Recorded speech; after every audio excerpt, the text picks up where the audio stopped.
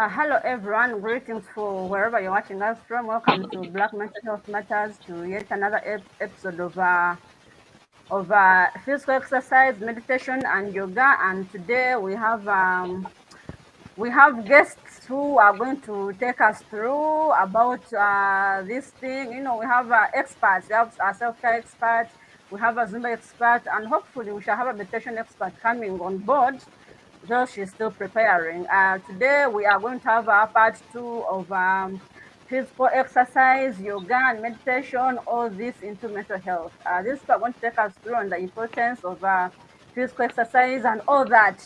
Probably, if need be, they will do some Zumba for us, or maybe they will do some exercises for us on the show, so that we are able to understand what exactly does Jerry do, what exactly does Noel do, so that tomorrow if I wake up to jog, I know I'm jogging for a better mental health, because these things, just wake up, you jog, and maybe you're going to cut maybe like 1 kilogram of fat, or even less.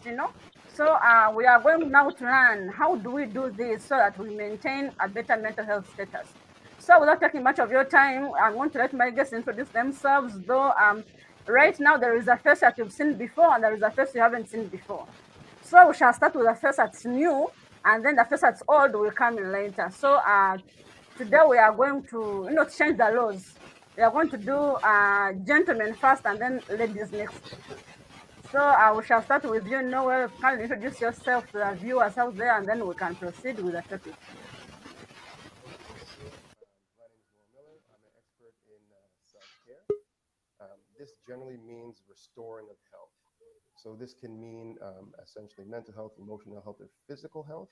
And the idea is that we're making the right ties to each so that we can live a healthier lifestyle. Lifestyle is kind of the foundation on which we build our health, and we have to make sure that is supporting what we want to achieve, or we're going to have this frustration. Often when people come to fitness specifically, and exercise and fitness is just small progressions towards your goal, and self-care would be small progressions towards growth in lifestyle, leading to health as well. So when people come to fitness, they're often seeking change. They want to do something different. They want to get to some place. However, they're already at the point of frustration. So then they lead to something that looks very accomplishment-like, which is fitness. Often this leads to kind of short-held goals because we don't have the right motivating factor behind it to really get us to where we need to be in a sustainable way. So essentially self-care hops in there to make sure that when we make the change, it's sustainable and we can continue to have the health that we want throughout our lives. And we can always learn a lot. There's always a crossover between mental health, physical health, and emotional health. They must work together to create the sustainable thing that we're talking about. So that is essentially what I do in a short nutshell, I guess.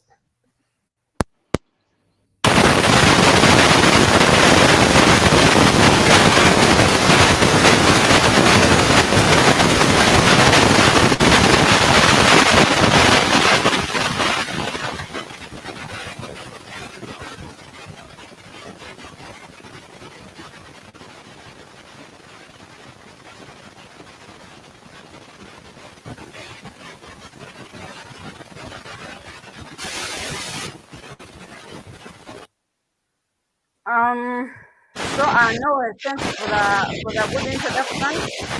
Uh, you have sound in the background. Sound. You can reduce your sound. Can be mute. Okay. So Jerry, have had you here before, but still would like to know who you are. Noel, please mute. So Jerry, you've been here before, but we still would like to know who Jerry is. Maybe today she has come with a new name, or maybe she's or maybe she's someone different from the person we had last time. So kindly introduce yourself and then we get into that topic. Thank you so much, Claire, and thank you, Noel, for that introduction. My name is Jerry Opoka. I am a Zumba fitness instructor and wellness coach. I basically teach dance, but then what I do with the dance fitness is I try and I encourage the people who come to the dance class, first and foremost, to drop any goals that they, people normally come, like Noel said, people come, they want to make a change. And sometimes if they don't have the right, the right foundation, they come with, short-term goals. They want a very quick fix. They want to get to where they want to get very, very fast. And I also realize that sometimes we don't really understand where we want to go, because you come in with a preconceived mindset. So while we dance, I encourage them, the ladies and the gentlemen in the class, to drop all expectations. Let us first discover who we are right now, what we want out of life today, because that then guides where we want to go. And our tagline is, you are enough, regardless of what your story is, regardless of where you are. Then when you learn to appreciate you like that, and you're more confident about yourself, you're body positive, regardless of where you are, you love yourself, then you can start making small changes that you appreciate every day. You enjoy the journey, and you find that, it's not the 10 kilos off that is going to be the thing that makes you happy. It's your general wellness, it's your mental wellness that you were actually looking for. And when you find that place, it is the best place then to start setting the goals to take so many kgs off, or to make complete lifestyle changes, because then it's easier to maintain that new regime that you will have, you have brought up, done for yourself. Okay, thank you so much, Jerry, for that brief introduction of yourself. Now, Noel, I'm going to start with you gentlemen first. This show is one of those other shows that people have not yet seen. Now we are changing the laws here and there. So, Noel, when you say you're a self-care expert,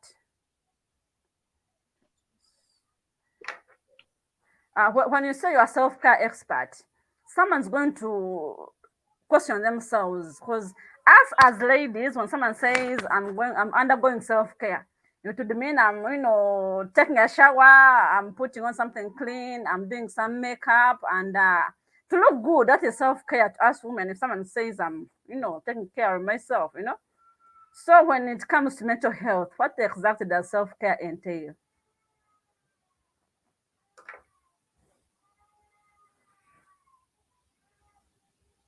Kindly unmute.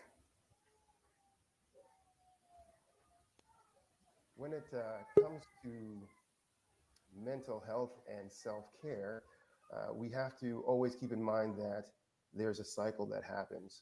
So when we're thinking of taking a bath, what does this really do for us? It alleviates stress, right? This is essentially an emotional thing. When we alleviate stress, we can see clearly. So what are we really doing when we're doing self-care? Is we're looking for bits of things that restore who we are. So as ladies, I'd look at a place that, where's our most stress coming from? This might be social expectations. This might be the feeling of getting everything done or nurturing everybody, the husband, the kids, the work, and all these kind of things, and say, how's that taking away from my overall health? If I'm not able to think clearly and have a mindset that supports my kind of growing towards who I actually am, and I'm just being pulled by all these separate roles, then I won't ever get to a place that's sustainable for the kind of health that we want to have. So in that way, we want to look at what mindset accomplishes this, as well as what actions also bring forth this thing out of me, and what things are stressing or taking away from these actions. Okay.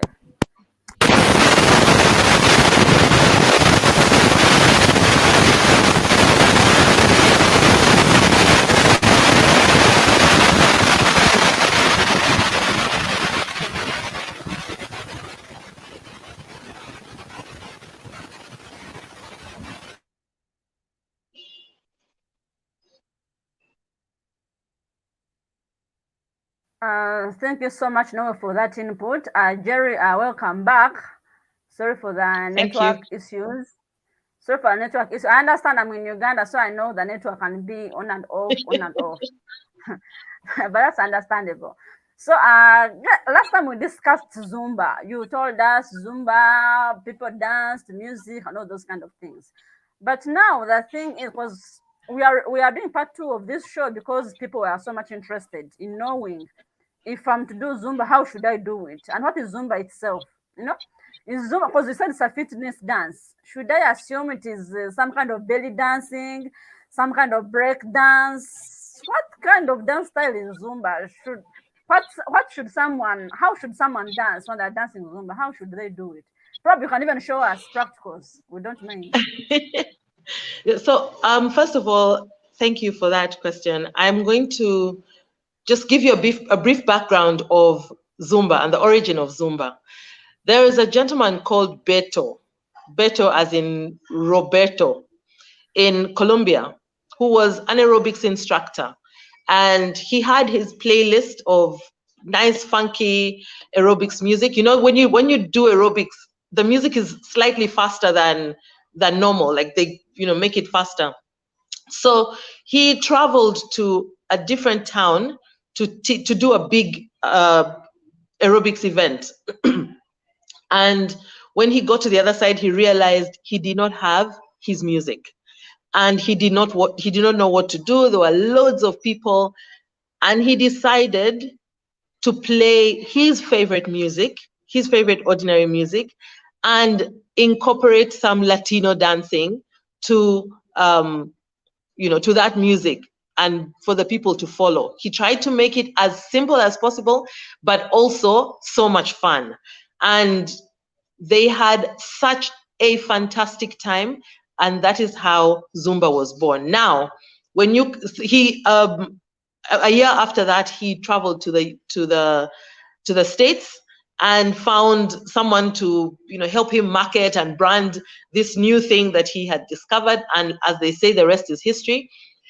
It's now all over the world. And what we do is we do a fusion. For example, we in Uganda will do an African fusion. We'll do all kinds of music and then add dance. So there'll be a bit of African type dance, there'll be a bit of Latino dance, there'll be a bit of hip hop, reggaeton, anything. It actually is you just dancing.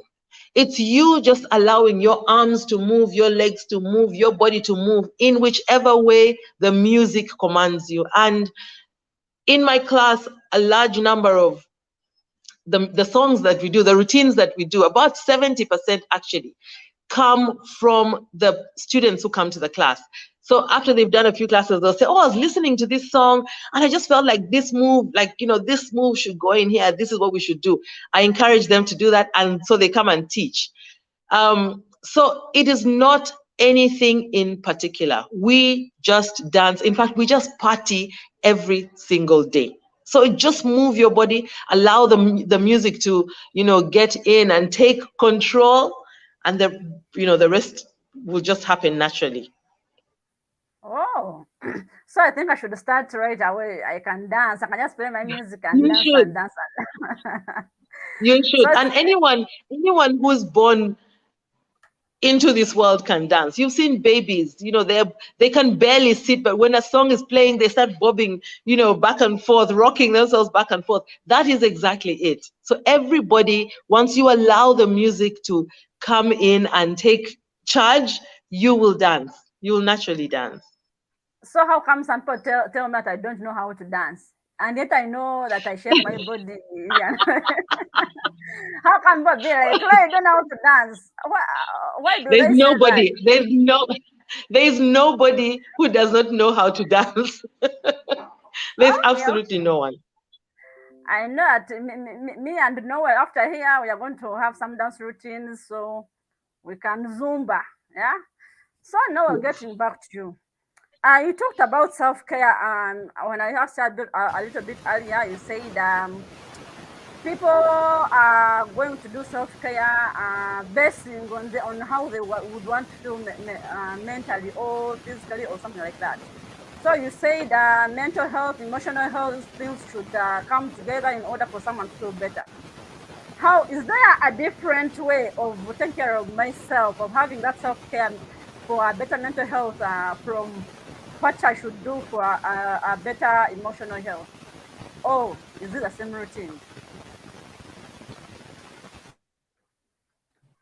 I think that the routine is always the same. There's something called experiential learning, which happens to do with this kind of doing something new, taking in that experience, coding that differently emotionally, and then moving on to a new thought, and then acting out that thought in real life and getting a new experience from all those things kind of working together. This is the best model I've found to really express what self-care is like. This is by James Zoll. You can look up his book. But really, we do need to understand that the language of emotion is different than the language of the mind, which is different than the language of the body. And we do need to know all three to get to what the synergy of those things are. So, for example, the emotions are symbolic in nature. This is kind of an overall understood thing. So when we get drawn to, let's say, dance, this is something that's expressive to us. There's something that we need out of it. What are we trying to get? We might try to find a new expression in life through dance, and that allows us to speak more to how we're really feeling. Are we feeling restricted at things at work or in the family? Do we want to try a new style of doing things? This is a symbolism. We can take that from dance, bring it into everyday life, lifestyle, and start making those changes to more reflect who we are. So I might speak up a little bit more at work or to my family, voice how I'm feeling. This going through the physical experience of dancing into now a more verbal change of my environment at home or at work, where I'm now speaking about it. And this creates a different outcome. And people might say, I never knew that you're such a talkative person. You always seem so quiet. So I never really asked your opinion on these things. So this is kind of how it's working. And physically now you have a different mood and action, a stance on these things. And this now will change all the energy that was used up before, emotion being energy coming from within and coming without. Then we have more energy for our other challenges, the things that were bigger than that challenge. And this allows us to express ourselves even greater in different aspects of life. Okay. Thank you so much, Noah, for that. I'm looking at a man and a woman who are interested in doing a self-care approach to improve their mental health. Do they have the same approach to self-care, or are there routines for women? Are there routines for men? What exactly should a man do that a woman shouldn't do, or a woman should do that a man shouldn't do? In this sense, I'm going to say it is the same, and then it isn't the same. So I'd say it's the same in the sense that we both, on either gender, whoever you are, we want more expression. We want to balance out the emotions. We want to balance out the thought, the way we solve for our challenges. We want to solve for something that's sustainable. Generally, if it's going to be sustainable, it will be healthy. So for guys, if we're looking at the kind of social pressures of kind of in 2020, we're going to say it's a challenge of being strong and feeling solid in yourself, but also being emotionally expressive. This is very kind of two sides of the same coin. And it's a challenge to navigate the emotional realm. Let's say, for example, a boy or man grows up not really expressing too much emotions in the way of communication. We'll get angry, we'll get frustrated, we'll feel not heard. These are things that will happen. But as I become more grounded in my emotional understanding and fluency in communication, I will be able to say how I feel. I might feel sad, upset, overwhelmed, overburdened. I might feel unheard or ununderstood. I might ask for sympathy, understanding, compassion from my partners, my loved ones, my children. This is not very a comfortable feeling for a guy. We should have it all together. We should know what we need to do, and we should do it. This is not true. We are the first time that we are age now. If you're 30, this is the first time you're 30. If you're 80, the first time you're 80. You don't know what's supposed to happen, how you're supposed to do it. It's all new and exciting. And we have to make sure we're exploring, like you said, Gary. We want to make sure those things are important for men. For ladies, this might be kind of similar. You might have an expression. You might want to take on a new trade. You might not want to work this thing or that thing.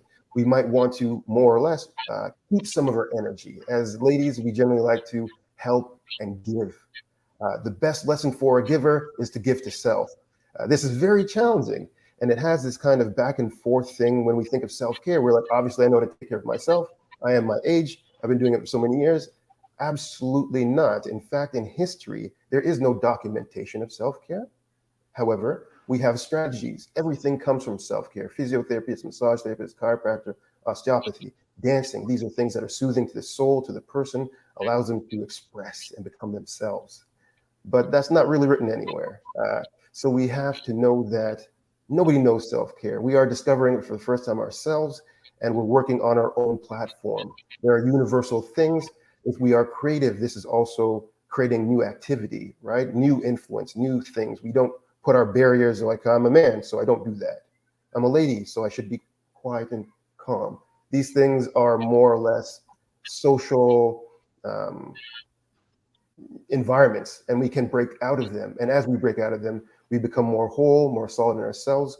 Often in the aging process, we become wise, quiet, understood. And in this way, we see the errors of our earlier selves, and experience is needed to do that. Only with experience do you have the right use of self-care and being able to show this to others through our actions and our kindness of words. We now can see us in other people, the challenges that they're going through, the young ones. We can see it, we've been there. So we give them the words we wish we had, and that calm place to come and express. Okay. Thank you so much, Noel, for that. Jerry, today I have hot questions for you. I don't know if you'll be able to answer. Today I have hot Bring them questions. on. Bring them That's on. yeah, that's why you came back on the show.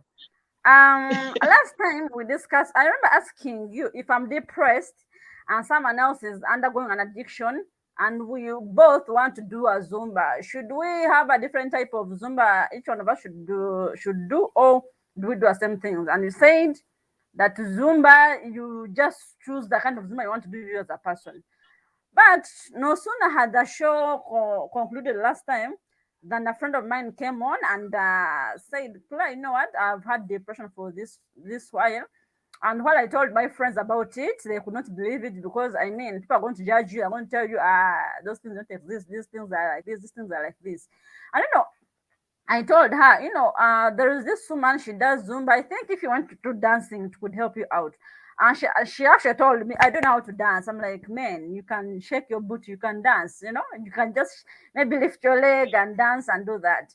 She's like, no, that one's going to irritate me. I mean, I'm just going to maybe to feel a little bit tired without getting what I want. And I remember telling her if she could join you in the gyms that you usually go to so that she can she can feel a little bit some kind of relief. I don't know if she came or she did not come. But my question comes back.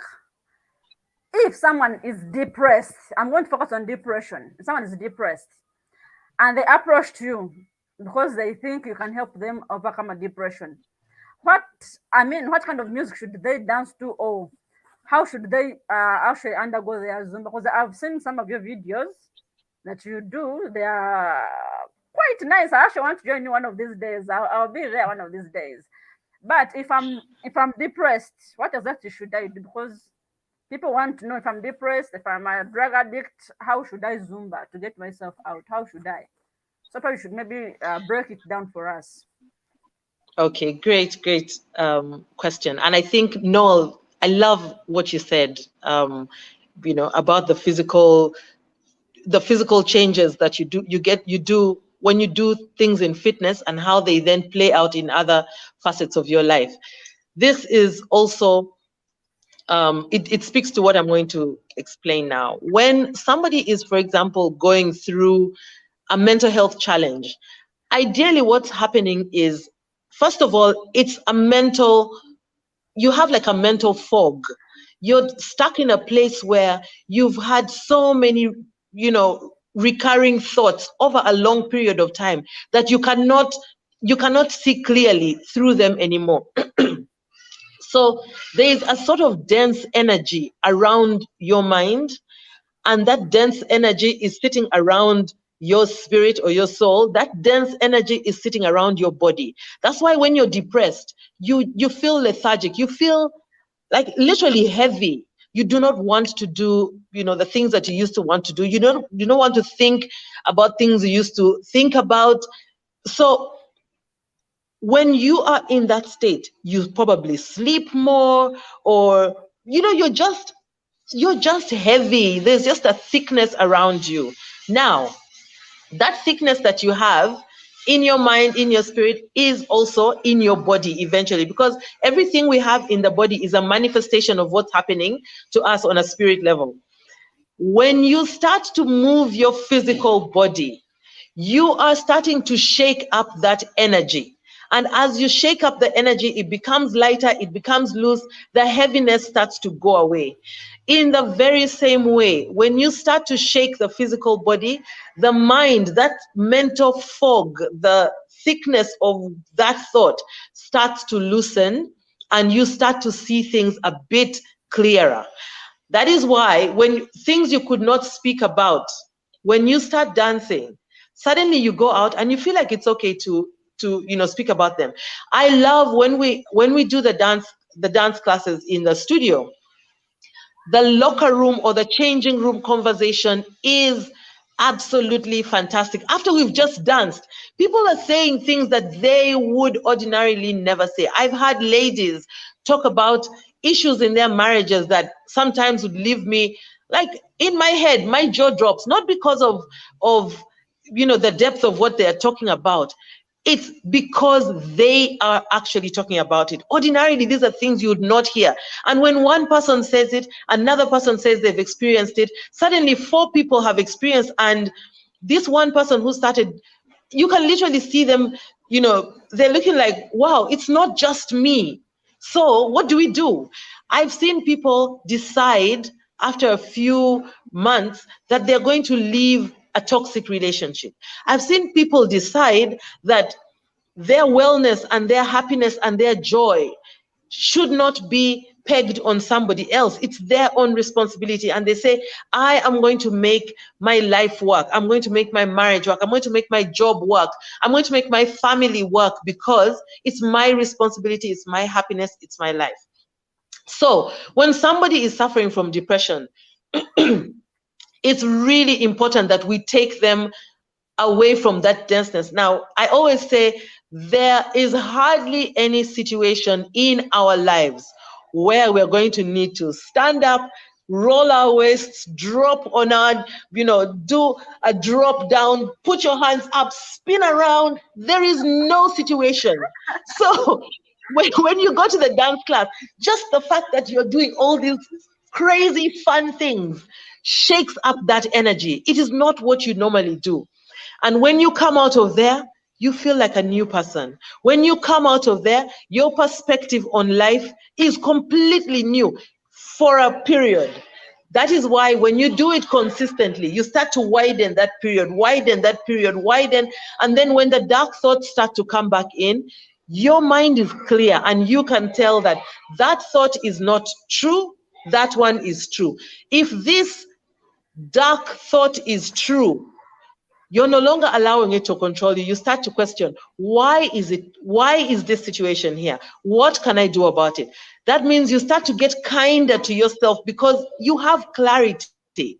So that is what the dancing does. And when I dance, one thing I didn't say is that I do, before COVID, for 4 years, I did a dance class at the National Mental Institution in Uganda, the National Referral Hospital, with the patients. And oh my goodness, that class would, for lack of a better word, it would bring out the absolute best crazy in all of us. We would scream, we would jump. I mean, when the class is over, we are hugging, and then we would ask the patients in the hospital why they're there and what they feel. I mean, the joy and the love would always be on a super special level. So then I know that that is what physical activity does. And not only restricted to dance, any physical, if someone says, I do not dance, and they are so adamant, listen, do anything, walk, throw your hands up as you walk, go out in nature. But anything to shake the physical body shakes the clog in the mind.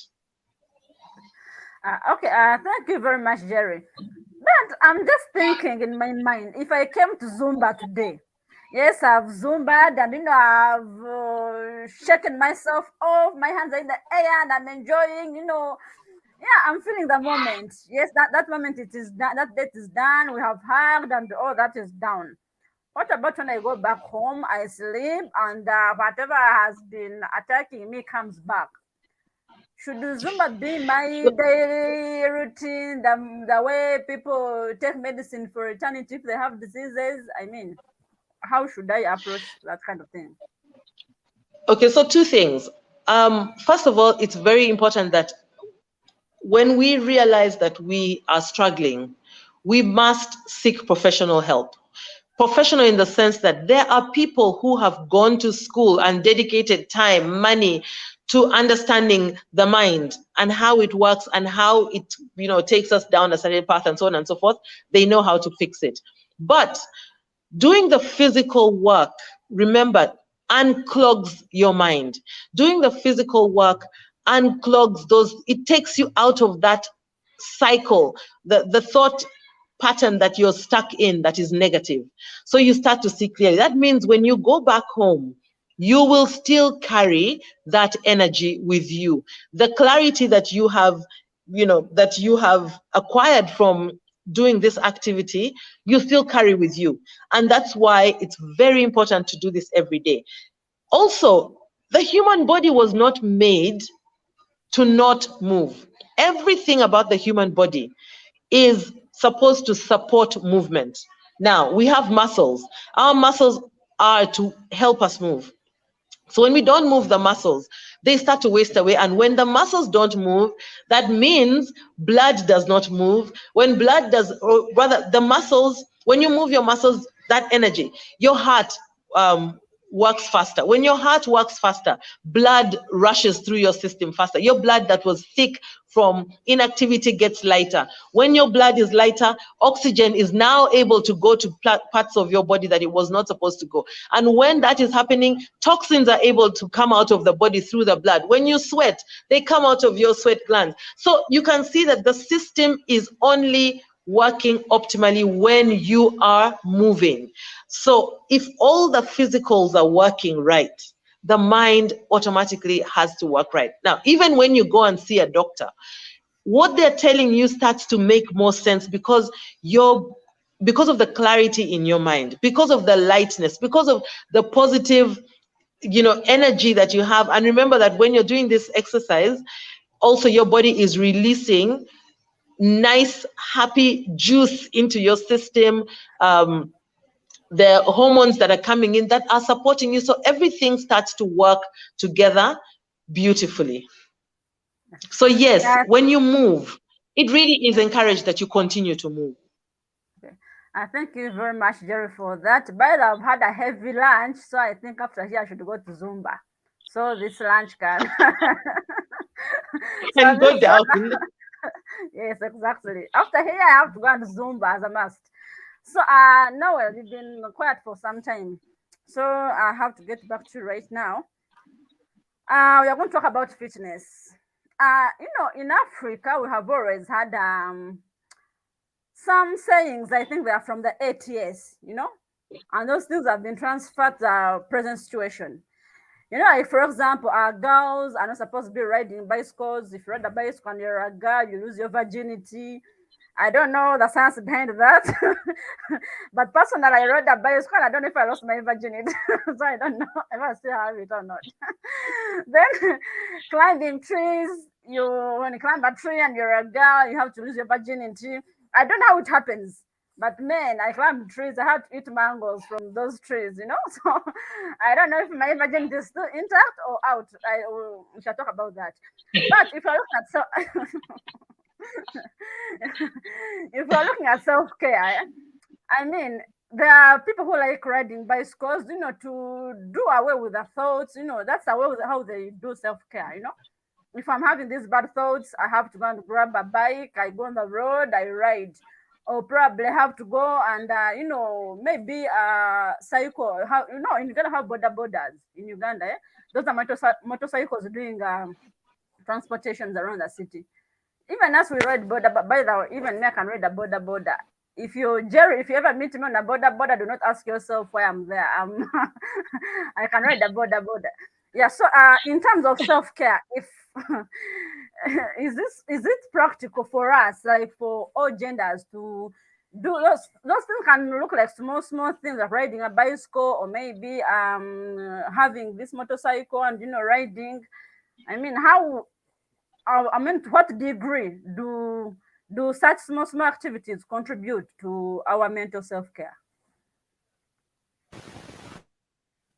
I think that whenever we do an action, we have to grade it on a scale of how does this contribute mentally, physically, or emotionally. And these are the true values of any action, essentially. So when we ride a bike, this might be great to clear our minds, get us focused back again, and kind of do away with the things that are bothering us. However, we need to also know that this is an emotional expression of what internal thing has to change. So we're riding the bike to feel free. How can we feel free when we're still? This is going to have the highest nutritional value of mental, physical, and emotional growth or health in it. So we have to think then, how can we embody this thing, right? So the body wants to move. If it's always moving and not stopping, this is not good. We're going to burn out our resources. If we're always thinking and not acting, we're over leaning on that mental aspect. Like Gary was saying, I liked your point there about this heaviness of the body slowing down. What is the body trying to say when it slows down? Sometimes in the beginning, it's saying we need a new way of thought to solve this. We need to be still, sit and be still, right? And this now we're supposed to open our minds at the same time. However, often we put on Netflix or some kind of TV or some kind of distraction, so we don't get to the true thought. And if we're facing a problem we don't know the answer to, but we think we should know the answer, this is going to cause lots of stress. Realize you don't know the answer, and the only way to get it is to do new things, new energy, and new movement and blood flow and activity. These things will happen, and then you'll start to slowly start to see these different thoughts pop into your head, right? It's kind of like if you were to put a drop of poison into a cup, you might be in some big trouble. But you put that same drop into a lake and you're okay. So the more experience we have, we're going to be okay. But if we're stuck and we're not moving, our thought is stuck, meaning how we solve the problem is not coming to us. We need to seek new experience. You might see a grandmother walking across the road and say, how beautiful is that? She's still out here doing her thing, and I want to be that way, inspiration. Or you might say, you know what, how lovely is it to be out in the sun? Being out in the sun is so great. And you share that with somebody else. They say, yes, you know what, I never looked at the sun today. What a beautiful day. I love the feeling on my skin. How does that emotionally connect to me? We have changed that way. We have a lot of things, again, cultural, historical things that we just go by because they're old and we think that was the beginning of things, right? And ultimately, I think we have to know that just because people did it doesn't mean it's great. So a lot of the foods that we eat weren't the best foods, but they're the foods that were available, so we ate them. And we take pride in them because it's culture, and culture is great.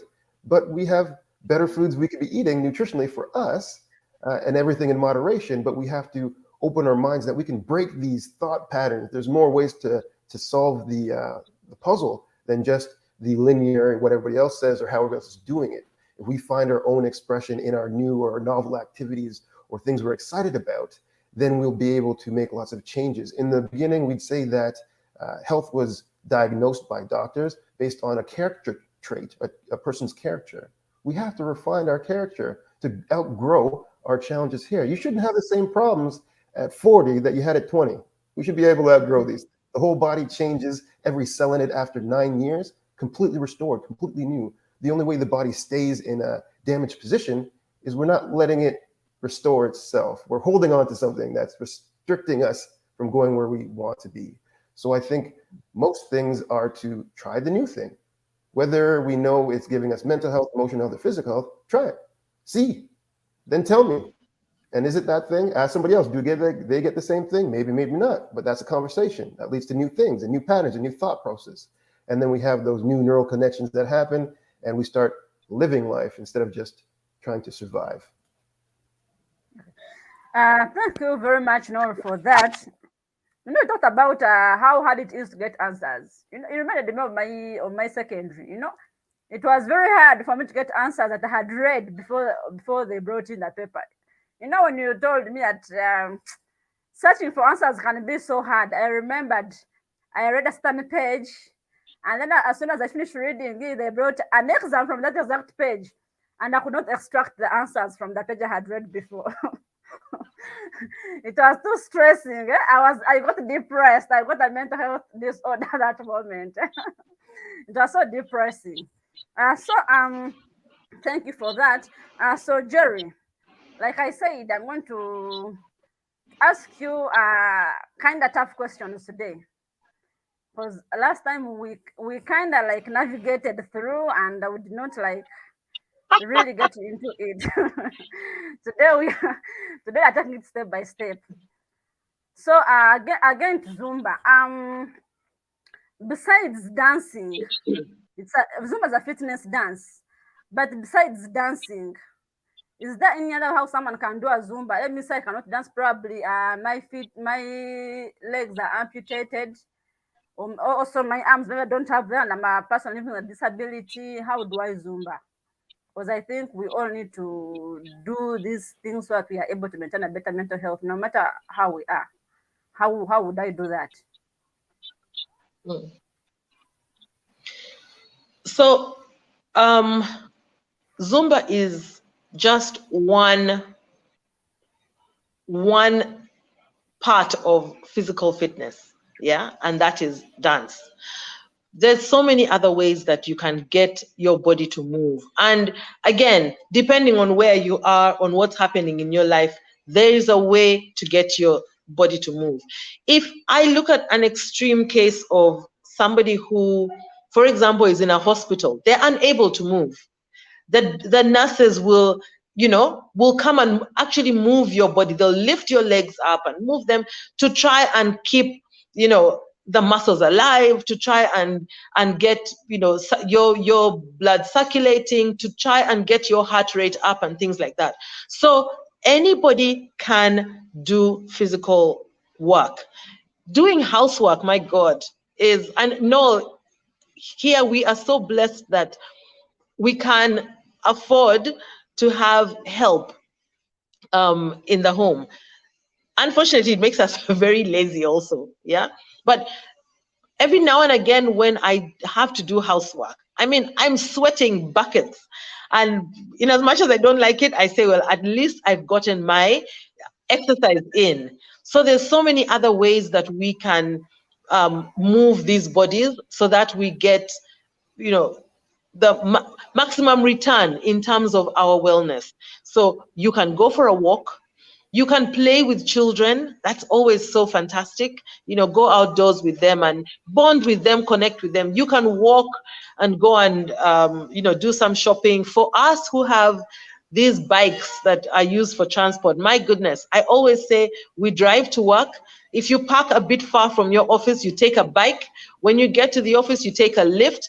And we have wheels on our office chairs. That means we can drive around the office. We really never have to walk, So it has to be very intentional for us to say, I'm going to spend 20 minutes away from everything and just walk up and down the office stairs.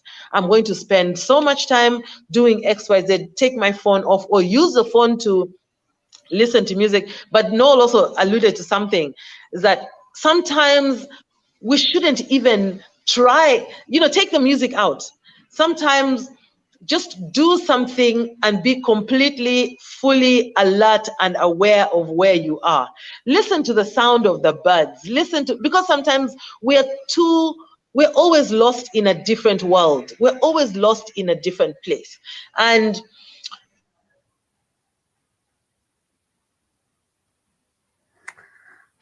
Sorry, Jerry is having some bit of network issues. It blocks us from that thought. Jerry is having some bit of network issues. No, proceed.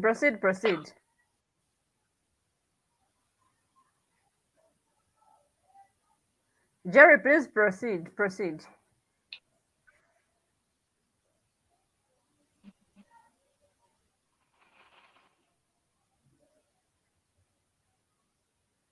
Jerry, can you hear me?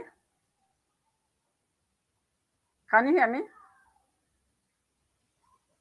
Well, I think Jerry is having some little bit of network issues here and there.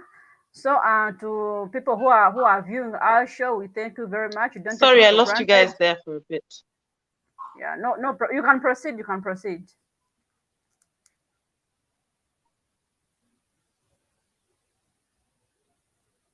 Can you hear me? Jerry, can you hear me? Can you hear me?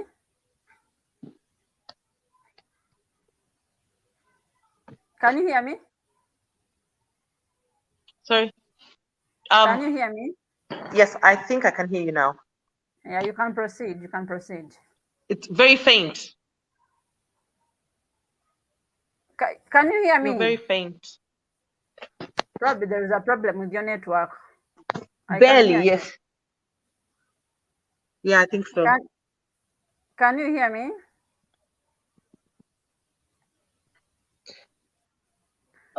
Yes, I can hear you. So you can proceed. If you can hear me, you can proceed. You can proceed.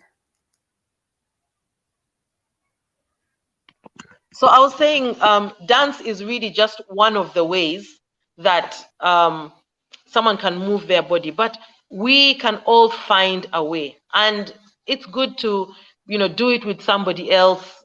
You may have the same experience as we do. After dancing, you want to open up to somebody. If you go for a walk, for example, you may, start to open up to somebody about things that you're struggling with. Maybe even, and I love how the universe supports us when we are intentional. Maybe you're struggling to think through a problem. When you speak to somebody else, they will give you the solution, and you will realize that you had the answers all along. Or they may help guide you to that answer that you have inside. Just bring it out. So I think it's really important for us to choose to do anything that we feel works at that point. And like Noel said, try one thing. If you don't like it, even just that in itself is a way for you to come out of like a funk that you're in, because you're like, oh, I didn't like that. That is telling you something about you. Okay, you're learning something new about yourself. So try something else and try another until you find what works. So yeah. Okay. Thank you very much, Jerry, for that input. Fortunately or unfortunately, we are coming to the close of today's show. We are 5 minutes to get to the top of the hour, so I will ask my guests to give their final remarks as regards self care, to Zumba and mental health. So, like I started, Noel, can give your final remarks to whoever is watching this show. So, something to take home so they can keep their mental health up to date.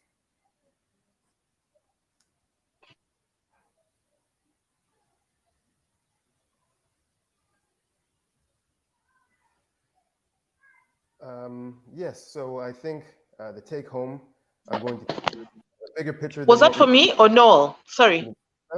It's for Noel. We have to know what the cost of technology is. The cost of technology is taking ourselves out of the equation, which means that we're losing our connection with it, right? Knowing that, we want to do things that are more connected with each other. This allows us to see our reflection in the world and therefore make greater changes. When it comes to the body and movement, we know what feels good. We know what is restrictive. If we have to use our whole body to make a turn that our head should be able to make, then we know that we need more relaxation in the body. The one key rule about the body is it never lies to you. It will tell you the straightforward truth, and it makes no apologies. So if you're being caused pain, this means that you need to seek ways of fixing that. When we get that release, then we will find a new level of health. So always try new things and don't be afraid to be silly or learn something new. Thank you very much. Jerry, kindly give your final remarks as we close up today's show. Yes, thank you so much. I think mine is to just let everybody know that we have a great amount of control of who we are, that is within us. Okay.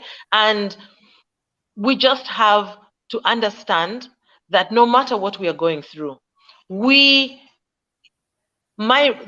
the responsibility of my wellness is mine. And we do not have to overthink it. We do not have to think that, oh my God, if I have a mental health problem, that is it for me. Like, where do I even start? Start by doing the very, very simple things. Move your body. Get out of, like, physically move out of your, wherever it is that you're stuck. Go somewhere else. Even if you're not ready to speak about what you're struggling with, just go and spend some time away from where you are by yourself. Nature is, for me, such a beautiful place to start, because when you sit, and I love things like a big old tree, because I always imagine this tree has been around, has seen so much. There's so much wisdom that it can give. And anyway, who takes care of that tree? Who feeds it? Who cleans it? Like I always say, the rain comes down and cleans the earth. When you sit and think about those and just allow yourself to be in those spaces, then you understand that there is a force that is bigger than all of us, that supports us at all times. So we can do so many things to support ourselves. Also helping other people. Sometimes when you come out of your space and go and help somebody else, it sort of makes you feel like, you are a worthy being because you have given to somebody else. And then you start to, give yourself some love, and then come back and do things for yourself. So we just have to know what it is. In fact, remind ourselves of what it is that we need to do, what we used to love to do, and just go back to those things without putting too much heaviness to what we need, those small things that we have to do. Okay, thank you very much, Noel, as well as Jerry, for honoring today's invitation to be on this show. It's been very thrilling. And Jerry, when I see you next time, we shall do the Zumba live, so people can understand what exactly the Zumba entails. Yes. No, Noel, Yes.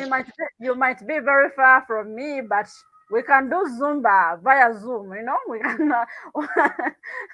We shall try out all those things so that people can actually understand that we are serious people we are doing this for mental health. So to whoever has been watching us from our different social media platforms on YouTube, LinkedIn, and Twitter, we thank you so much. We don't take you for granted. And thank you for joining us for today's show. I have been your host, Claire Nasasira. I hope to see you some other time, but next Saturday, be here for another thrilling show. Even actually today, even at 7 p.m. today, there is another show you can watch. There's World Autism Day, so there's going to be a show on autism. Kindly tune in to watch so we all can learn something about mental health. Thank you very much and have a good night. Yeah, we are going to sleep now. I don't know how about your side, but yeah, we are going to sleep in a few minutes. So we say good night or good evening.